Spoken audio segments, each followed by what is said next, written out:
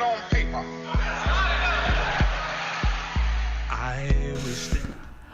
Good morning. Welcome back to At the Round Table with MAMLEO. I'm your host, Larry Ellison. In studio this morning, I want to thank the Money Store for our sponsor, the Money Store, for sponsoring the broadcast. Also, for all your mortgage needs, give branch manager Cora Holbrook a call at area code 508-345-4726. It's 508-345-4726 is the number. Like I said, give branch manager Cora Holbrook a call. Also, want to remind folks today at MAMLEO at 12 o'clock, like I said, there's another community meeting on this recent demotion of Deputy Superintendent Eddie Crispin. It still hasn't been answered definitively as to why that took place. So, like I said, that's from 12 to 3 today at MAMLEO headquarters at 61 Columbia Road. Also today, taking place, Promoting Conflict Resolution, Inc. presents Harmony by the Shore, celebrating diversity and inclusion with the LGBTQ plus community. That's today, Saturday, July 20th, from 2024, from 12 p.m. to 5 p.m. Come and join us, music, food, and fun together at the Teenan Beach, 25 Conley Street, Dorchester, Mass. Again, today from 12 to p.m. And I think on the line is the executive director of the Conflict Resolution, Inc., Renee Cowley. Renee, thank you for taking a few minutes this morning to tell our listening audience why this is taking place and the importance of this for you and the organization. Renee? Well, thank you for having me. You're welcome back, I should say. It's been a while. Yes.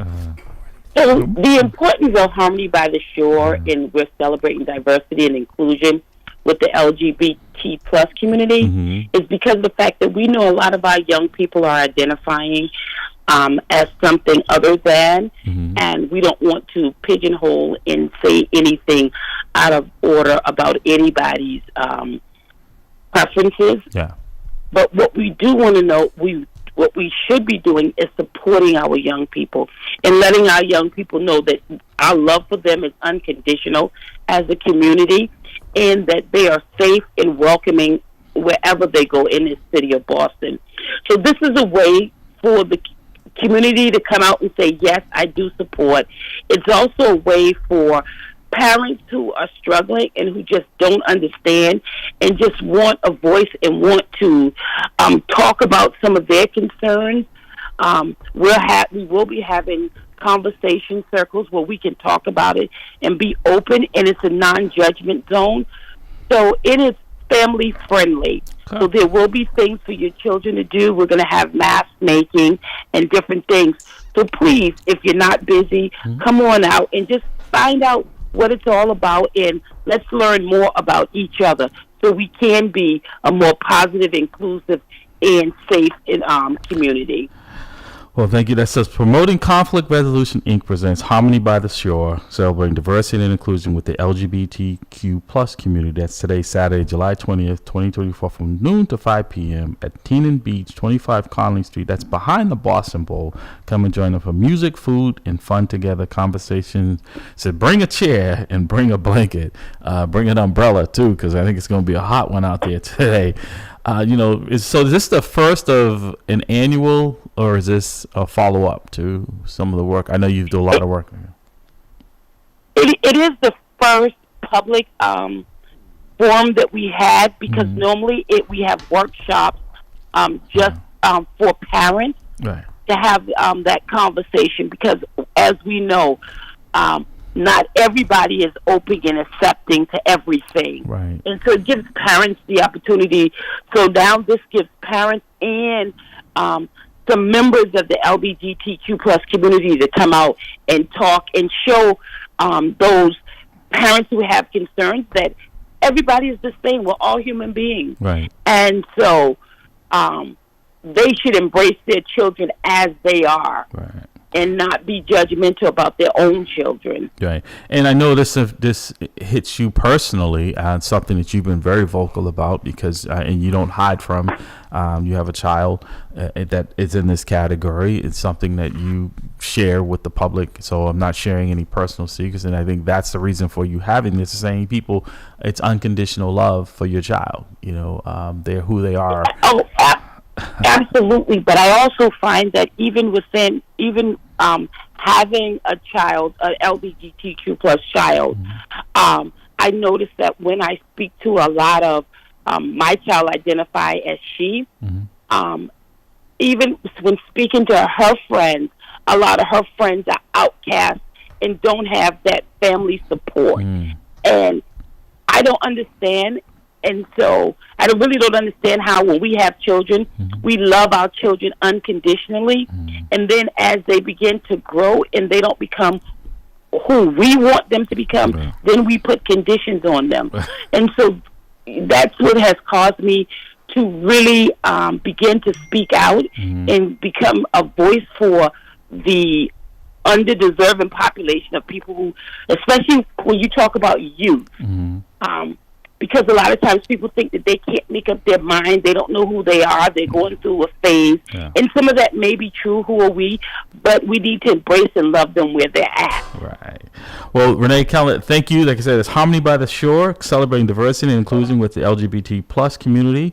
That's today, Saturday, July 20th, 2022, from 12 p.m. to 5 p.m. at the Tina Beach at 25 Conley Street. I will be joining you after the broadcast, help you guys set up, and then I have to dash over to MAMLEO for a minute and try to do some speed dating between the two today. So I will be coming out to offer some manual labor this morning once I finish up the broadcast here. So thank you for calling in. Just wanted folks to be aware of the event today and come out and support it, whatever side you're on, and shouldn't be taking sides. I'm saying come out and support this worthwhile effort. Renee Calder, Executive Director Promoting Conflict Resolution, and my sister, I thank you so much for calling in this morning. Thank you very much. All right, now see you soon. Well, we have had the pleasure in person. Folks, for folks who know, listen, I think there is who says sound travels, right? Sound travels. Dan Walker is in studio with us this morning from Sound Travels. Has popped in. Unexpected pleasure. Good morning, sir. Good morning. Well, you said I have an open invitation, and so listen, I thought I would test that theory. Absolutely, and it's listen. Now I know where you got the name for your broadcast with Sound Travels. I understand. So let me start off by saying good morning. Good morning. You don't do intros? Okay. I did. That was it. Because usually I'm set up for it, and that wasn't on the script. So So okay. So I wanted to say that I did some research on something you and I talked about, and it appears that you are correct. The vice president does not have the power to delay an official count on an election. He doesn't have it. There are some ambiguities, of course, like any law. There's some ambiguities in the way that it's phrased, but the strictest interpretation is that he doesn't have the constitutional power to halt or to challenge. So let me set this up for folks, because last week when we were on, I believe it was last week's broadcast, there was some question. Yeah, you were on my broadcast, yes. Right, Pastor Dan, on what powers the vice president has according to the Constitution concerning the count of the ballot and approving of the ballots. And it was saying it's electoral conference. Okay. It's more of a ceremonial position. In most roles for the vice president are ceremonial. It's not written into the Constitution of any real powers other than if there's a tie in the Senate, the vice president can cast a vote for that. The vice president is the president of the Senate. Right. He's considered to be the president of the Senate. Exactly. Now, the only issue arises, like everything else when it comes to law, whether like I said, there's ambiguity in the wording on a couple of different parts, where a vice president maybe he can challenge, maybe he can suggest, but he doesn't have the constitutional power to say, I'm just not going to certify these results. And I think to even go further in that is that there had been legitimate, because at that point it became a political issue, right? Well, it's all political. It is, but the reason why I say that it was more at that time, because there had been legitimate challenges in the courts.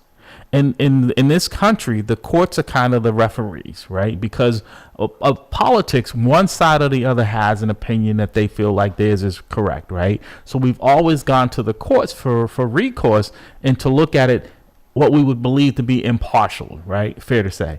Right. However, you know that there's something I didn't realize this, but there's something called judge shopping. Yes. And then we know that there are certain appellate courts that, by their history, are going to rule a certain way just to get it to the Supreme Court. Correct. Which would make the ultimate ruling. In which this process went through all of those challenges, all of those legal avenues. Well, I didn't research that aspect. Right. I just spent my time. I wanted to know if what you had said, not that I was doubting you, no. but as I said, I do your homework. I didn't know, so I had to do my homework to say, okay, what exactly can the vice president do in that situation? Right.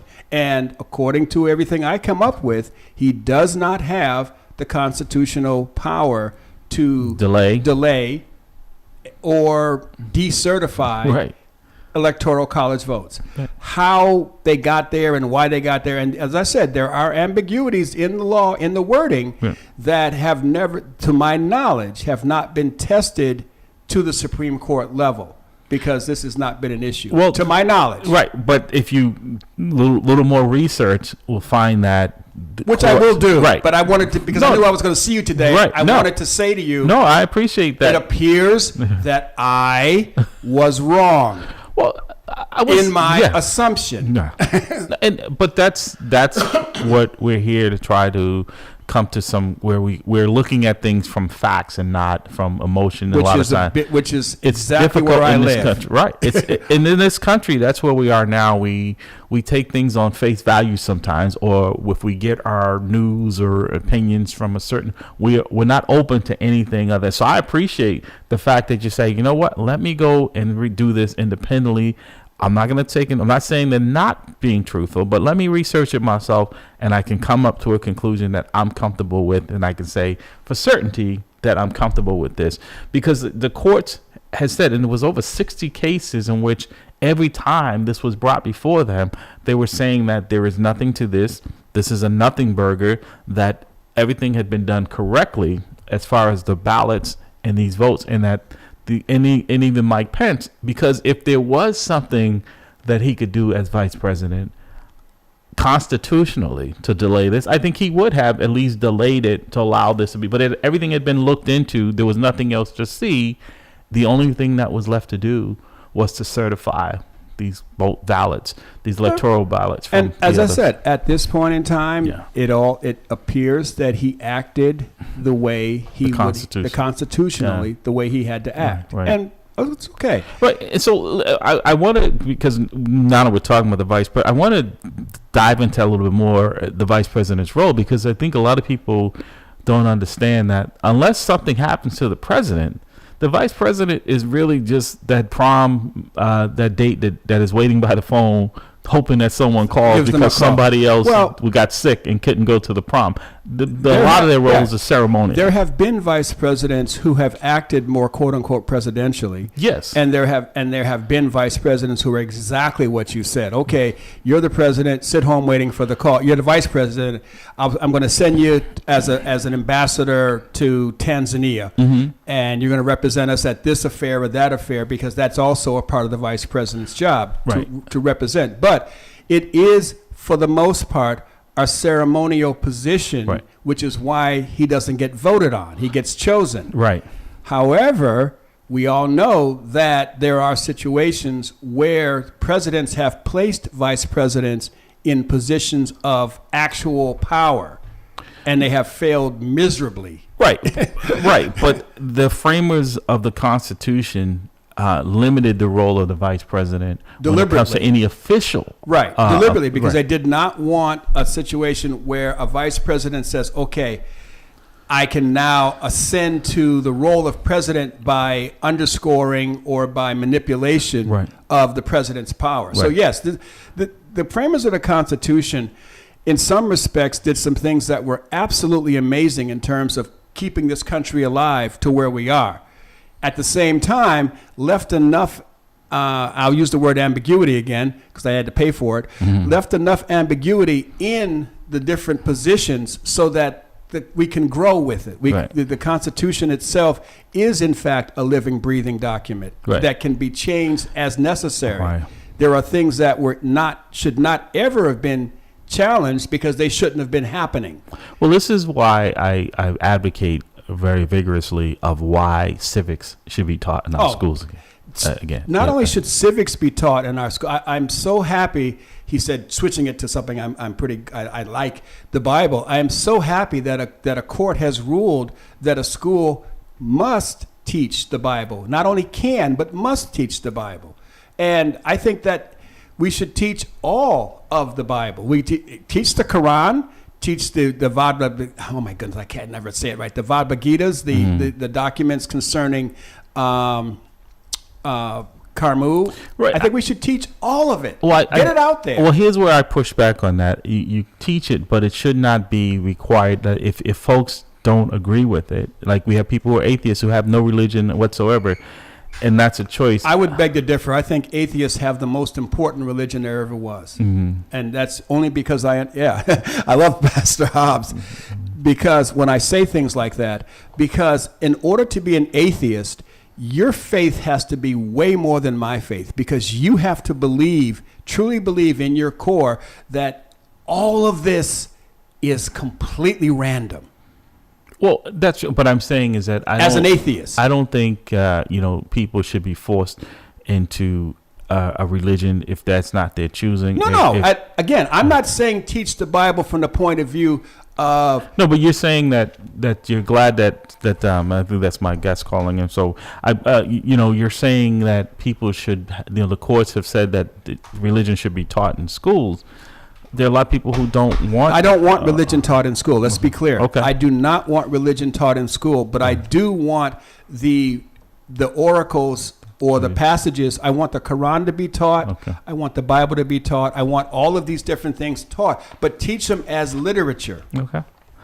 Good morning, caller. Welcome to At the Round Table and as Sound Travels with Dan Walker this morning here. I get second billing. We're combining it too. Unexpected. Good morning, caller. Welcome to the Round Table. So it's Brother Jamal. I'm back. All right.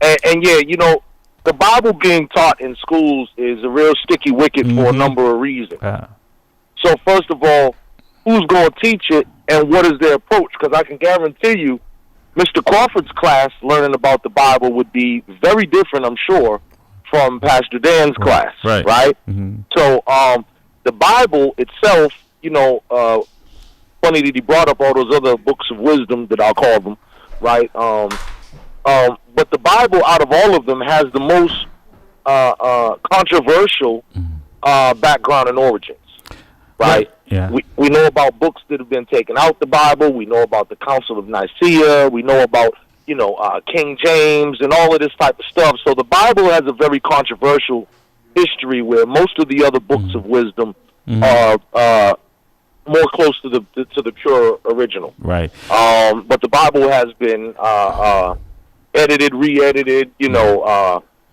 put together, taken out of a chronological order. It's definitely something that it takes a great deal of scholarly research to put it into context and also know what was going on at the times when the Bible was said to be written and everything else. But in any event, so the Bible, teaching it as literature or any of those books as literature, great, but it also needs to come with a companion history, I believe, to put it into perspective. Right. Well, good. Yeah, I think you're absolutely correct that everything needs to be done in decency and order, put it in a proper perspective, just like when we taught Shakespeare, when Shakespeare is taught, when anything that is taught properly tells you who, what, where, when, and why. When I was taught about George Washington Carver, I wasn't taught about George Washington Carver. I was told, peanuts and this, that, but I was not taught about the person. When I was taught about Ben Franklin, I wasn't taught about Ben Franklin. I didn't know anything about him. I didn't know his proclivities. I didn't know his dalliances. I didn't know any of that stuff. All I know is he flew a kite in he flew a kite in the storm and he has electricity. So I am in complete agreement with teaching everything in its proper context and let the chips fall where they may. Right, but how do you do that in one now with schools, for instance, like my mom was going to pay for me to go to, because of the busing issue, right? She was going to sacrifice and send me to Catholic school. And the reason she didn't is because the religious component, that's not something that we were raised in our house to be Catholic. So that, and you must, if you attend a Catholic school, you must practice and have that as part of the curriculum. As part of the curriculum, you have their rituals. Right. And again, we have to we have to let people be smart about this. Make your decisions. Right. I'm saying it should be out there and taught. Now, but how do you do that in a school, in a public school setting? Just hear me out for a second. How do you do that in a public school setting when there's a limited amount of time in the day for instruction?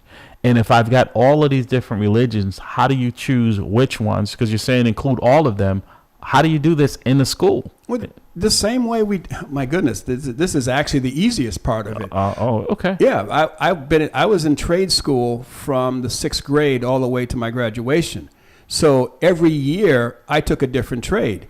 Every semester I took a different trade. Metal shop, woodworking, electricity, mechanical drawing, and ultimately electronics. Yeah. I did that every semester. I had a different course. You do the same thing with the different books. The Quran in one semester, the Bible in another semester, and add the Bhagavad Gita in another semester. All of them. But how do you get all? You say all of them. There are so many. How do you pick which ones that Dan gets compared to which ones that Larry gets, to which ones that Pastor Hobbs gets, which ones Jamal gets? I know if every semester, but I'm saying is that I'm not getting an understanding of all of them. If I come in and I only get those 4, and now I'm moving on. Well, let's face it. How do you pick a language to teach? You teach Spanish, you teach English. I never learned when I was growing up. The only foreign language I was required to take was French. Right. Even though French wasn't even the most popular. Obviously, Spanish would have been more helpful to me than French. Right, so but it's the same. To me, it's the same. It's not a straw man to me. Well, I think, this is why I disagree, because there's no way you can get to all of them, right? No. And so then I, as a parent, if it's my children, or as an adult, it's for me, decide which church I want to go into on Sunday. But see, don't forget, I am not advocating for teaching, quote unquote, a religion. I'm advocating teaching the book as literature. This is what the book says right now, and then do the same with the Quran. So if I live in Florida and they're deciding which books I can read in states where, and I'm saying in states where it's not across the board, right? How do you do that if it's not going to be? You're not going to fix every. Oh my goodness! I don't want to say prejudice. You're not going to fix every unfair thing. Mm-hmm. But right now, what I'm advocating for is it to get out there. Mm-hmm. Somebody start doing it. Yeah. Like everything else, we learn. As I said, I don't mechanical draw. As a matter of fact, my mechanical drawing teacher and I came to an agreement that I was never going to be able to mechanical draw.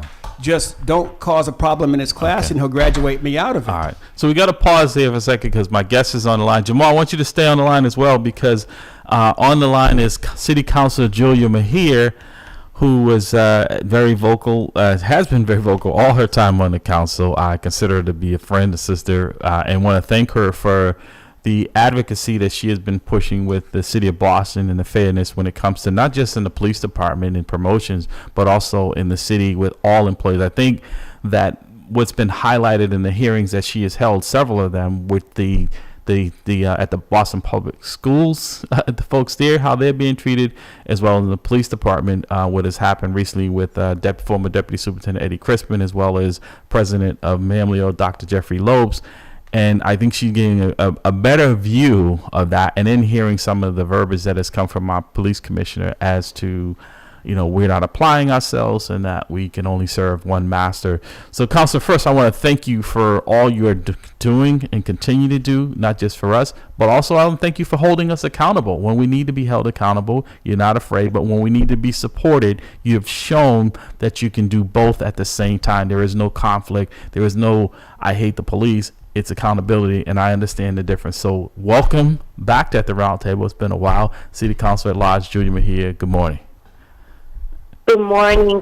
And Larry, I'm not sure if you can hear me because I couldn't hear you that well. Okay. So before we get started, can you just confirm that you can hear me okay? I can hear you quite well, and I'm sorry you didn't hear what I had to say about you because it was very encouraging and very thankful and gracious of what you've been doing to help this process for city workers in general. Can you hear me?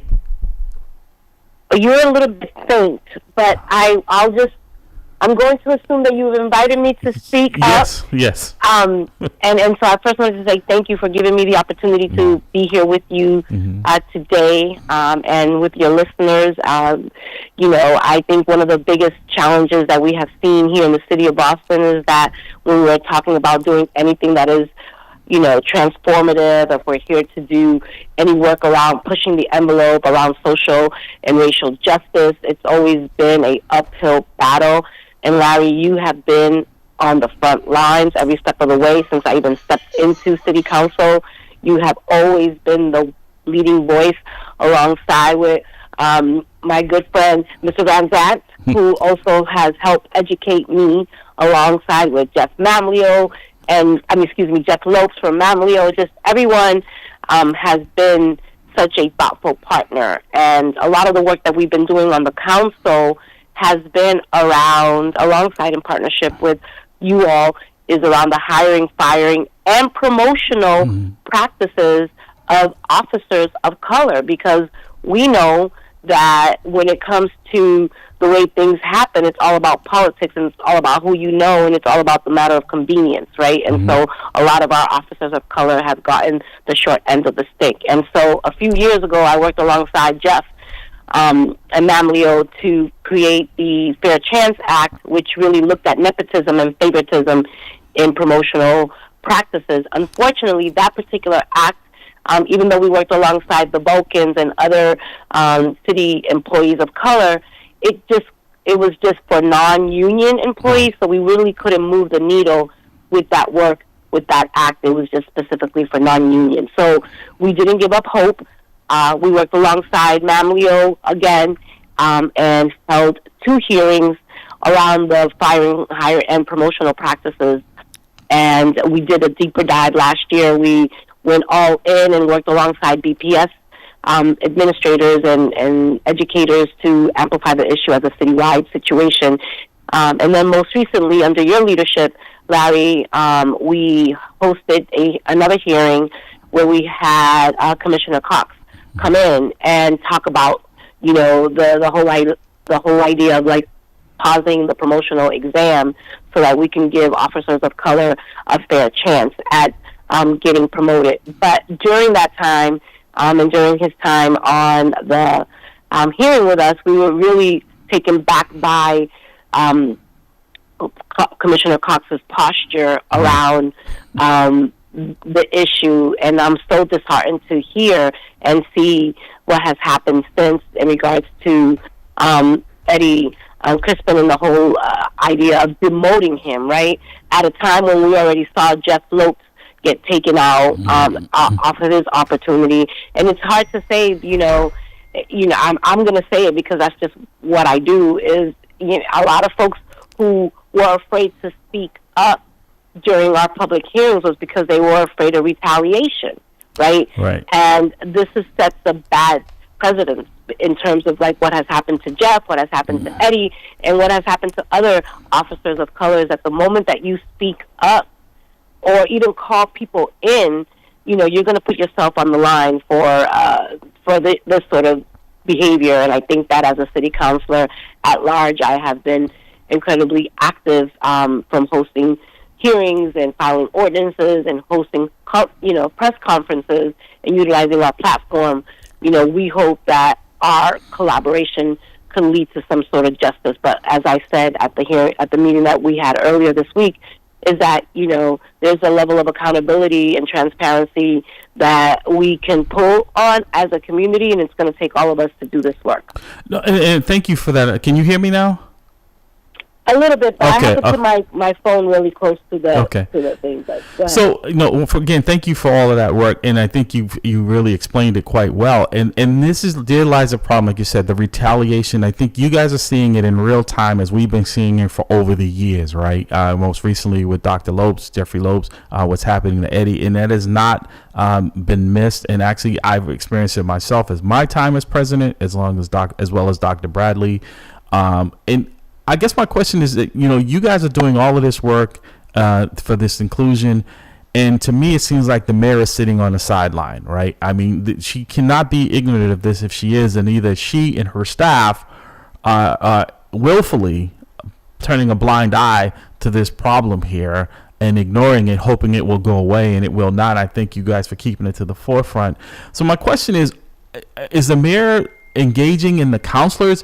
Because I know you guys sent a very strong message initially of voting down the funding for this upcoming exam, and then some folks changed their vote, and folks are going to pay a price for that at the ballot box. Not any threats of any part, but they're going to pay a price for that, because I think folks are tired of people getting elected and then siding with the mayor and not the independents or the people that they represent. And I thank you for being true to yourself as well as to your constituency.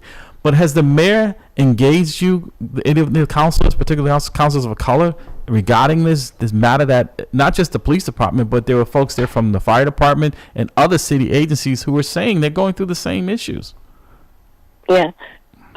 So Larry, I think that if anyone who has been following me, they know that I am always all about being on the side of where the people are at. Yeah. And I think that takes a lot of political courage, and will oftentimes to speak truth to power. And I think that for me, we are at a very crucial moment in terms of restoring trust with government. And I think that the mayor has an opportunity to really seize this moment and to say, I see you and I hear you. And I think that that's the level of leadership that a lot of folks, particularly communities of color, are asking for. Our office was able to successfully stop the move for the John D. O'Brien, but it took community.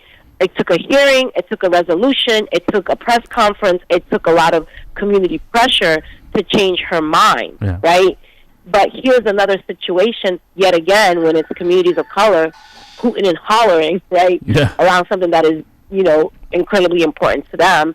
And I said this last, at the meeting that we had earlier this week, is that, yes, the mayor has an opportunity to really side with community because she is the boss. She's the ultimate decision maker, right? While Cox is the commissioner, Mayor Wu is the boss, right? And so this is an opportunity for us yet again to really repair that harm and that trust and that perception that people are doing things to us without us. And I think that, in terms of engaging the council, it's been a very different relationship, right? A lot of people are afraid that if they go against the mayor, they're not going to get their constituent services met. But like for me, I feel like our job is to hold the administration accountable regardless of who is in that seat. Absolutely. We're supposed to be the checks and balances, not a rubber stamp. And I think what is happening, is that I think that sometimes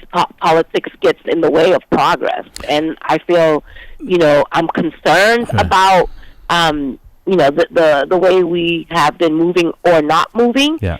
And I think that if we're really serious about meeting this moment, then we have to be unapologetic about fighting for the issues that community has elected us to do. And I always say, whether I have this seat or not, I don't need the title to do the work. Yeah. I love my job, and I'm so grateful that I get to fight for my community, but it is not easy when you're fighting, right? And oftentimes the people who you think will be in line with you, and supporting you. Sometimes we don't have enough people that come out to speak out, and sometimes we just don't have the will in the chamber to get things to the finish line. Right. Council, stand by for a second if you don't mind. It'll take a few minutes more of your time. We have some calls in line, but I think it's something you said was really relevant to me. Was the mayor, when she was running for election, and she said the reason why she was doing it because she felt like she wasn't being heard and ignored in her time in the council. And it's ironic that now she is in a role to hear people, she is ignoring them. Jamal, stand by for a second. I want to bring this other call in, and I'm going to get to you. Good morning, caller. Welcome to the round table,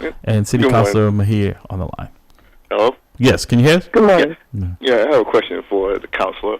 And my question is, for almost 20 years, T. Michael Thomas has put a lot of blood, sweat, and tears into his People's Academy, which, don't get me wrong, it's a good program. I met the man. He's a good dude. So how come you, along with other city councilors, the other three ones, and the one representing the district, John Fitzgerald, isn't giving the man the resources, the tangibles he needs to keep his program going, so he can help the community to find a better a better lifestyle for the middle class? Because let's face it, college isn't for everybody.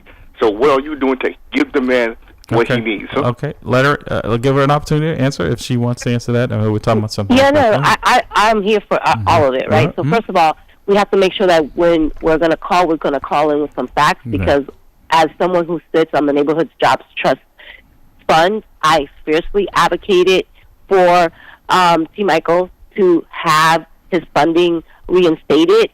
There were some issues that occurred as a result of the second round, but I know that I was a fierce advocate. I also reached out to Shagun and other folks in the mayor's cabinet to help support T. Michael. And then I think it's also really important for us to recognize is that the city councilors, our job is to advocate on the budget, but we can't dictate where those dollars go to, number one. And number two, at the end of the day, this work is not, it's not just within the city council. This is something that also that the mayor, right, because the mayor is the one who sets the budget and the priorities, has to play a role in it. So I think it's really important for us to be mindful of the work that happens sometimes often behind the scenes that you don't see.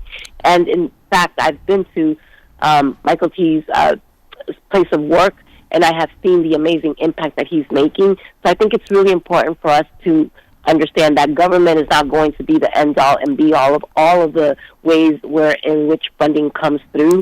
There are a lot of private foundations that Michael needs to start exploring, because at the end of the day, the political will is also a lot about is the politics, right? There's some stuff around the union that I know that people have had some issues with. So I think that Michael could really benefit from having a conversation with a lot of these folks and figuring out what is a viable pathway that includes a number of different levers that he can pull, not just the city government. I think that the state can play a role, and they also do earmarks, and I also know on the federal level they have earmarks as well. So I think that not all hope is lost, but I think it's really important for people to see who have been the voices championing for him publicly, and on the record, right? And to that, supporting his work, right? I think you explained that. And to that point, caller, in the council recently, we were advocating, and several members of the council initially, they in both times removed funding that was not needed for this upcoming police exam,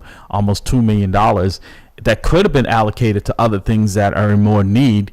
And the mayor put the money back in there. So again, this is not them not doing their job; is that they've overruled, and sadly, folks who initially that could have kept that money out of there and had it reallocated to other folks decided to flip-flop on that so that the mayor could have her will. And like I said, there's money that really, in my opinion and others, it's being wasted on an exam that we don't need, because it's in counter to the diversity that we do need in the Boston Police Department's ranks when it comes to supervised positions. So thank you for that, caller. And I'll just end with, I know there's probably one more caller on the line, but I also just will advocate that what my office did was unprecedented in this particular budget cycle, is that I put a motion onto the floor for us to override all of her vetoes, right? And we would have walked away with $15 million, right?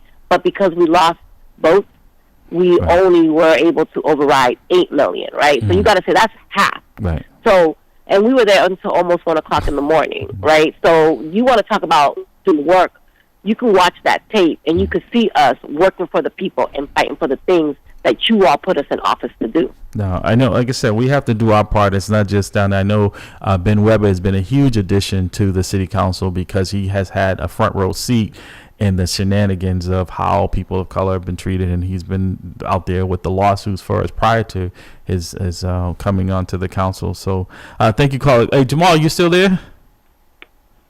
I think we lost Jamal. Yeah, I'm still here, but I'm just listening. Yeah. I'm actually at the post office. Okay. Did you have any comments?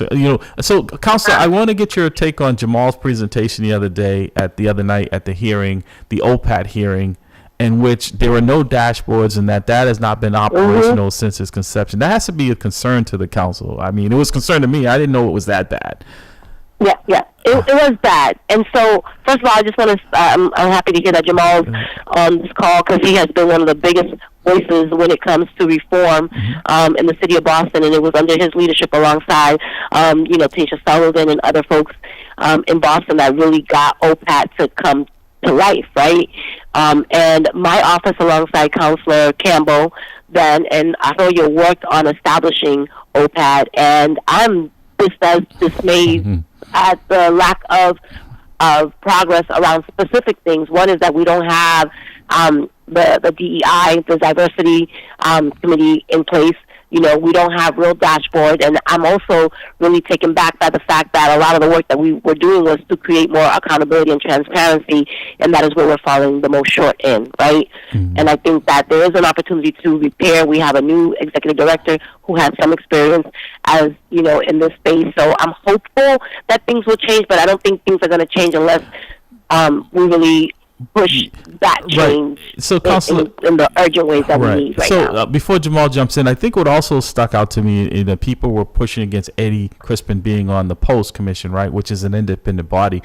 It stuck out to me that the one case that had been brought in the history since OPAT's inception is that was overturned by Commissioner Cox. So that showed there's no independence of that agency. That's right. That's right. That should be concerning.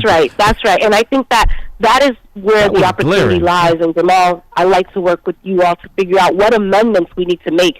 Just because something is already set doesn't necessarily mean it needs to stay that way. I've audited 4 pieces of legislation that I recently passed just because I wanted to see if we were meeting the moment. I think this particular OPAT is another piece of legislation that needs to be audited, and it needs to be amended to meet, to make sure that we are doing the work that we need to do, and what changes do we need to make it stronger. So I think, Jamal, under your leadership and others, I think we have an opportunity to do some of that work together. Jamal, you want to weigh in before we're going to let the councilor go before you? Did we lose him, Jamal? I think he's at the post office. Oh, okay. So Councilor, again, any closing remarks? I want to thank you first for taking this time, and thank you for the work that you continue to do on our behalf. And you have my commitment to support of what you're doing, not just in this effort, because this affects all of us, And I tell you, we can't be selfish and say, well, let's just put our issue out there. The work you're doing, the collaboration with BPS, the Vulcans, all the city workers of color who are experiencing this. And I thank you and the others who are seeing this as an eye opener and one as an opportunity to try to affect some change there. Because this is not inclusion. And like I said, OPAT, this is the public should be more advocating, understanding that the Post, and for full disclosure, I served as one of the commissions, and I felt the independence there because once appointed by the governor and the AG, we didn't report to anyone. We reported the facts, and if there was decisions to be made, the police commissioner or any chief could not overturn them. But it was very concerning to me hearing the fact that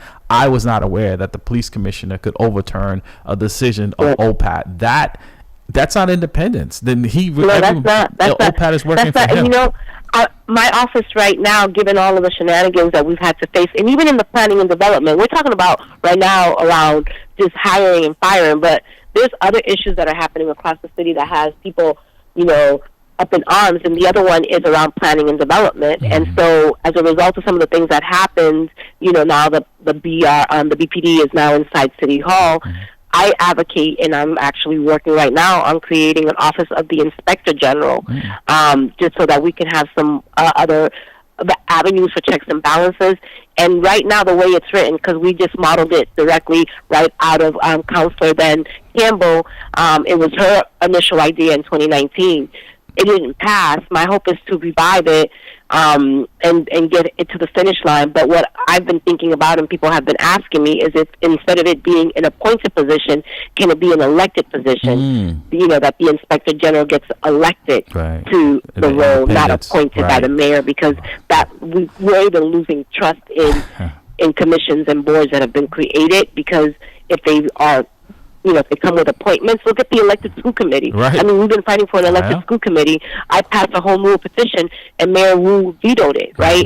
So anything that gives us voice, I feel like we are being oppressed right now in ways that we want to amplify, but there's so many things that prevent us from doing that work. And the last thing that I'll say, and you know me, I'll just keep it 100 all the time, is that I am very concerned about the fact that Mayor Wu appointed a previous staffer to be on the appointed school committee in the Boston, for the Boston Public Schools. And I'm also a little bit concerned about the fact that she has 3 staffers that are now on the Boston City Council. So she is occupying power in all spaces and places that prevents us from doing the work that needs to get done. And that needs to also be addressed and looked at, because I don't think that is real transparency. City Councilor Mejia, you have my support in exposing this, and like I said, I not just because I'm retired, because I've always voiced my voice just like you have, but I have more time now to help work with you and those who want to work for real change to make this. I know you are a champion of that, and I look forward to working with you and whomever else, because those are things that are important. A lot of people don't know, because like I said, she now has 3 pretty much solid votes on the council. They're not independent, and they showed that in this recent budget hearing on siding with what the mayor wanted in there. And that's not who they work for. They are elected by their constituents, and that's who they should be looking for. And the tears of doing it, feeling like you're doing it with under duress, is not an excuse for bad behavior. City Councilor Julia Mejia, thank you so much. I look forward to seeing you. And like I said, if you have some time next week, I'd love to continue this conversation with you and seeing how I personally can help with these efforts, because we have an election cycle coming up.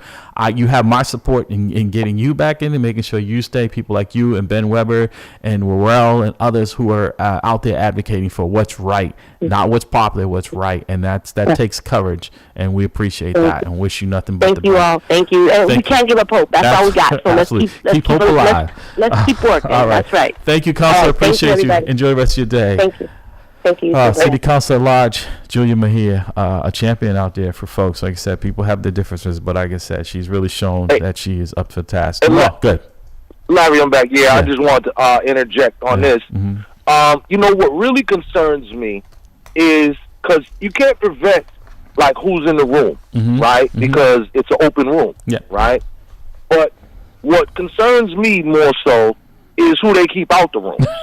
Right. Meaning, now we have conversations about issues or subjects, and the people who are guiding the conversations or look to it as the forefront of those conversations are people who have never really had a history of being involved with the thing that they're talking about. So, for instance, police reform. Dare I say that without the efforts of people such as myself, and over the years, City Councilor Charles Yancey and all this, police reform at the city level would not be. Right. And over the years, we've partnered with the ACLU and all that, but it took a lot of very grimy, dirty work that was tireless and, no rewards or nothing that to get where we are. But then once we got there, then it's like we're locked out the conversation, and now there's a lot of people now who are in the police reform conversation who were never involved before, and quite frankly, who are just not knowledgeable about policing or reform. Right. And then I watched the same thing happen with the reparations movement. Right. So there's a lot of examples like this, particularly in Boston, where it seems like a lot of the wrong people are in the room got in the conversation, and then that there's an effective strategy to keep the right people with the correct information out. Yeah, that seems to be the thing. So I want to pivot back a little bit to this, because Dan is here with this religious aspect of it, of religion in schools, but also including in that because there's a big push now to have the Pledge of Allegiance also being the kids have to take a pledge of allegiance to the flag of the United States of America. And I know personally, I would not, based on how this country has really treated black people and what I'm seeing that looks like the future, it's not that I'm un-American, but these symbolic gestures to things just don't resonate with me. Okay. So, and that's why I'm conflicted. I believe in religion. I don't have a problem with that if in the proper setting, if people want to take their children to church. I don't believe it should be something that should be in schools. I think that's a public place and people have a right to. Well, again, I cannot stress enough, I am not advocating for the teaching of religion in a school, quote unquote, setting. I'm not. The Supreme Court has ruled that teaching about religion and using the Bible in the classroom may both exist in any curriculum if it's not a part of a religious worship, but as an integrated part of offerings within the scholarly program. But how do we wrap that when you have a push to eliminate the history? Because I think that's equally, religion is important, but if we're not teaching also the history of this country, where certain books are banned because we don't like them, again, we think religion is a safe. The issue for me is don't ban a book. I just. My goodness, this may come as a shock to a lot of people, but I spent a lot of time in the school library. Surprise, surprise. And I know. Wow. Who knew that? But it had to do with me reading and studying different things that I just wanted to know about. So you can't. The problem I have is we cannot let this conversation be guided by any one particular bias. We can't let pastors but that's the slippery slope, right? It's a matter of allowing the information to be out there. It's possible to Brother Jamal said something, and I wanted to ask him. We only got a few minutes, but I wanted to ask him. You said that if I taught the Bible in school and you taught the Bible in school, it would be completely different or different enough. So I have to ask you, what would be the difference? How would you teach it as opposed to how you perceive I would teach it? Well, for instance, based on past conversations and listening to your broadcast, you subscribe to certain things that I just know to not be true. So, I don't do with a lot of the, the Bible can for sure be taught, but there's a lot of things in there that I know that we would have fundamentally different perspectives on. Well, and my perspective would be based on history and fact, and yours might be a little bit more based on the religion that you ascribe to, and your beliefs. Well, I would hope that I would have enough integrity to teach it from the point of view of pure fact. Right. I guess. Let me say this, Jamal, because we got shown. So I guess the delivery of the person, like some people, like the half empty glass, half empty, half full. I hear one thing from someone, and I hear what they're projecting in that, and then someone else could say the same thing, but I hear it in a different way. I guess is what Jamal's trying to say. Good. Well, let's just do this real simple. Yeah. What is the Lord and Savior's name? Yahweh. No, the Savior, the Messiah. I understand what you've asked me, and I answered it. You said Yahweh? I said Yahweh. Okay, all right, fine. So most people, of course, would say Jesus Christ, right? And not the Father, but the Son, right? I'm not one of those people. Okay, great. But my thing is, it's a different thing. Millions of Christians around the world call this man Jesus Christ. Now, in the Bible that they hold, a whole angel of the Lord, a messenger of God, came to the woman while she was pregnant and said his name should be Emmanuel. But the whole world calls him Jesus Christ, which is the name given to him by the people who killed him. Right, but that's not me. Little things like that, little coinky-dinks, right, or little contradictions that, people should be aware of. Right. Or the fact that, his birthday, or where he spent his childhood, Jamal, or his younger years. I gotta hold you there. We're running out of time. We can pick this up definitely in another broadcast. Thank you, my brother. I appreciate you. Be safe. I'll see you at noontime at MAMLEO. You'll see me before that. I'm outside. Oh, okay. Thank you. Okay. And Pastor Dan, I want to say thank you for here every Wednesday from 8 to 9 a.m. on Sounds Travels. Yes. Folks, tune in. Thank you for having me. I appreciate it. No, you always, like I said, the open invitation. Yeah.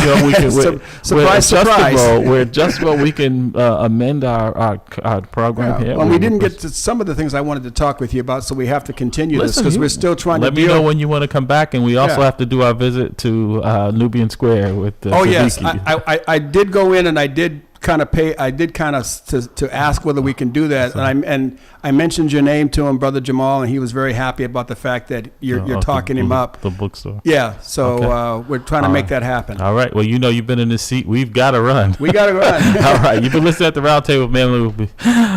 We'll see you next week. You off and use a coward. I can see through the lies you ain't living what you spitting. If your money's so long, while your dog's in prison, while your baby mom's stripping, while your mom's still living in that same broken home that you used to sell piffin'. You ain't gotta lie to me to sell me a track. You ain't gotta rock fake jewels or walk around strapped. I respect artists getting money, but love them for spitting crack. And the fact that one track can move a family out the trap. It's a dream for us lost souls brought up in the mix. I'm motivated by the artists coming out in my midst, and the artists that paved the way when I didn't exist. Music's a skyscraper, I'm just trying to add a couple bricks. This is for the dreamers. They say I am a dreamer, 'cause I still believe that anything is possible as long as you work hard. Hustle real hard, hustle real hard, hustle real hard, hustle real hard. So if I never see ya, never get the chance to meet ya, no, I came up from the bottom, always rooting for the underdog. Hustle real hard, hustle real hard.